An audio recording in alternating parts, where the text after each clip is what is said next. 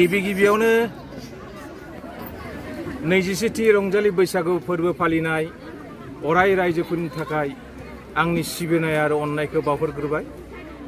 जों हावरागा थिनालि दखरा गासिबो मोखां आफादा बानजायनायाव जों 27थि रंजालि बैसागु फोरबो फालिदों। 26 आरो 27 एप्रिलाव दिनै जोंहा सेथि सान सेथि हाबाफारि फुंनिफ्राय जागायजेनदों। फुङाव जों जोंनि गेलेग्रा फोथारखौ बेखेवदों। बेनि उनाव जोङो फिरफिला बिरहोदों, मुंख्लंफोरखौ जों मान बावदों।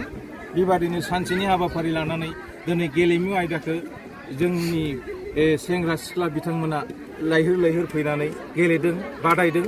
गाबोनबो जोंहा बेबादिनो सानसेनि हाबाफारि, गाबोन दिनैनि थालांनाय किसुमान गेलेमु आयदा दङबा जों फुंखिनियाव फोजोबगोन आरो सानजौफुआव जोंहा गेवलां मेल जागोन। गेवलां मेलाव जोंहा नुजाथिफैगोन जोंहा जोंनि बर'नि सासेल' नायल' जायल' इयां बिलिमोहन खाख्लारि बिथां गेदेमाया गाबोन जोंनि गेवलां मेलाव फैनानै जोंजों बे गेवलां मेलखौ जाफुंसार होफैगोन।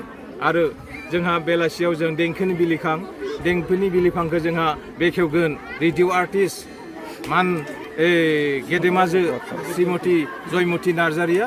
बेनिखायनो बे साननैनि हाबाफारियाव जों मोनफ्रोमबो गामियारि रायजो राजा आरो जोंनि दखरानि मोखां आफादफोरनि बायदि बिबानाव थानाय गासिबो सोद्रोमा बिथांमोनखौ आंनि गोरबो सिंनिफ्राय साबायखर बावबाय।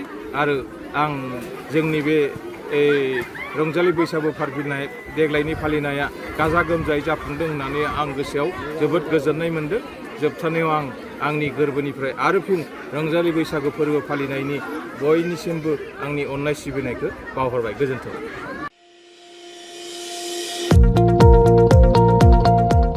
नोंथाङा सासे नार्स ANM GNM जानो गोसो दं नामा? नोंथाङा पेरामेडिकेल कर्सनि सोलोंथाइ लानो गोसो दं नामा? नोंथाङा जुदि nurse ANM GNM laboratory technician जानो गोसो दंब्ला थाबैनो doctor BR Ambedkar allied health इन्स्टिट्यूटआव मुं थिसनदो। बाक्सा जिल्लानि मसलपुर सदर टाउननि मसलपुर SP मावख'नि साखाथि 1 नं काथालिगाव बेदलाबारियाव थानाय doctor BR Ambedkar allied health इन्स्टिट्यूटआव 2025-26 सोलोंथाइ बोसोरनि थाखाय सोलोंसाफोरनि मुं थिसननाया सोलिगासिनो दं।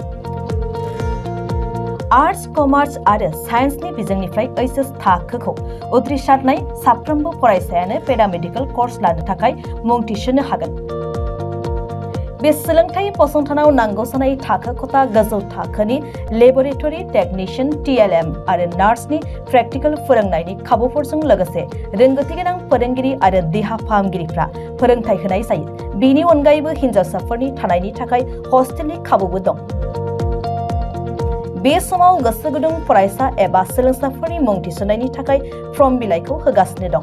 बेनिखायनो जायफोर बिथांमोनहा पेरामेडिकेल कर्सनि सोलोंथाइ लानो गोसो दं बिथांमोनहा 9101299545 8473853693 एबा 6900226441 मबाइल नम्बराव फोनांजाब खालामनो हागोन।